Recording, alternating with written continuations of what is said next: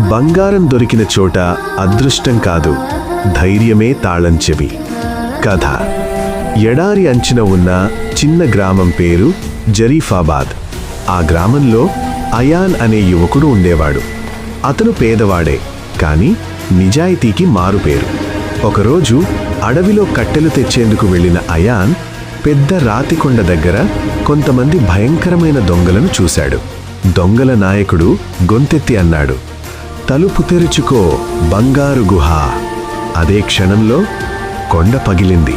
లోపల మెరిసే బంగారు నిధులు, వజ్రాలు, పురాతన కత్తులు కనిపించాయి.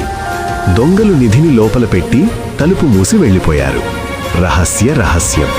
అయాన్ దొంగల మాటలు గుర్తుపెట్టుకున్నాడు. రాత్రి తిరిగి వచ్చి మెల్లగా అన్నాడు, "తలుపు తెరుచుకో, బంగారు గుహ." అద్భుతం! తలుపు తెరుచుకుంది. అయాన్ కొద్దిగా బంగారం మాత్రమే తీసుకున్నాడు.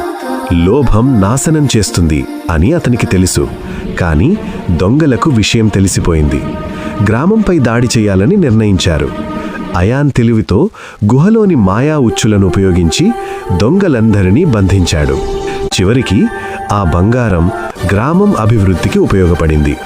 పాఠశాల, బావులు, ఆస్పత్రి కట్టించారు. నీతి: బంగారం కన్నా గొప్పది బుద్ధి, లోభం కన్నా శక్తివంతమైనది ధైర్యం. మరిన్ని కథల కోసం ఐ కథలు ఛానల్ని సబ్స్క్రైబ్ చేయండి ఫ్రెండ్స్.